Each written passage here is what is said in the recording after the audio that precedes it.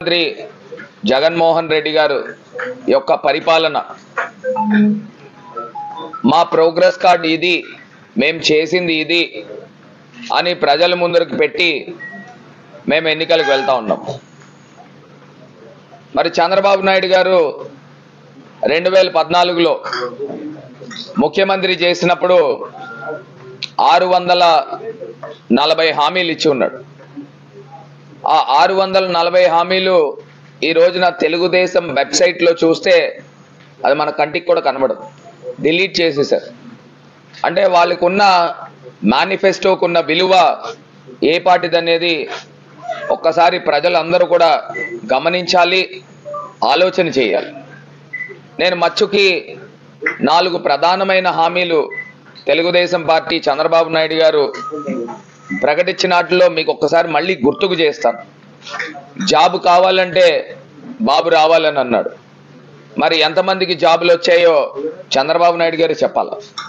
ఆంధ్ర రాష్ట్ర ప్రజలకైతే అందరికీ తెలుసు, ఏ ఇంట్లో కూడా జాబ్ రాలా. ఒకవేళ జాబ్ ఇవ్వలేని పక్షంలో ఆయన చెప్పిన రెండో మాట ఏంటంటే 2000 రూపాయలు ప్రతి నిరుద్యోగికి నిరుద్యోగ భృతి ఇస్తానని చెప్పాడు. నాకు తెలిసి ఆంధ్రప్రదేశ్ రాష్ట్రంలో 5.5-6 కోట్ల మంది జనాభా ఉన్నారు. ఆ జనాభాకి సంబంధించి నెలకి 2000 అయితే సంవత్సరానికి 24,000, 5 సంవత్సరానికి 1,20,000 రూపాయలు, 1,20,000 రూపాయలు ఒక్కొక్క వ్యక్తికి. మరి 6 కోట్ల ఆంధ్రుల్లో ఏ ఒక్కడికి 1,20,000 రూపాయలు ఆయన ఇచ్చాడని నేను ప్రశ్నిస్తున్నా. ఒకవేళ ఎవరికైనా ఇస్తే చెప్పండి, మేము రాజకీయాల నుంచి వదిలి వెళ్ళిపోతాం. మరి ఈ రకమైన అబద్ధపు మాటలు చెప్పి ఆయన వెళ్ళిన సందర్భం. రైతు రుణమాఫీ అక్షరాల 87,000 కోట్ల రూపాయలు చంద్రబాబు నాయుడు గారు ప్రకటించారు.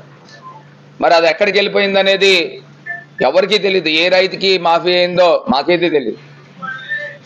4వ అంశము డ్వాక్రా రుణమాఫీ. ఆ డ్వాక్రా రుణమాఫీ సుమారుగా 14,000 కోట్ల రూపాయలు. మరి ఏ మేరకు చంద్రబాబు నాయుడు గారు చేశారో ప్రజలకి ఎవరికి కూడా తెలియదు. అంటే ప్రధానమైన 4 హామీలు 640లో నేను 4 హామీలు ప్రస్తావించాను. మహాలక్ష్మి పథకం 25,000 రూపాయలు, ఆడ అమ్మాయి పుడితే 25,000 ఇంటికి. 5 హామీలు ప్రధానమైన నేను చెప్తే అందులో ఏ ఒక్కటి కూడా నెరవేర్చలే. అంటే చంద్రబాబు నాయుడు గారు నోట్లోంచి వచ్చిన మాటలు కానీ లేకపోతే మేనిఫెస్టో కానీ ఇవన్నీ కూడా అబద్ధాలు.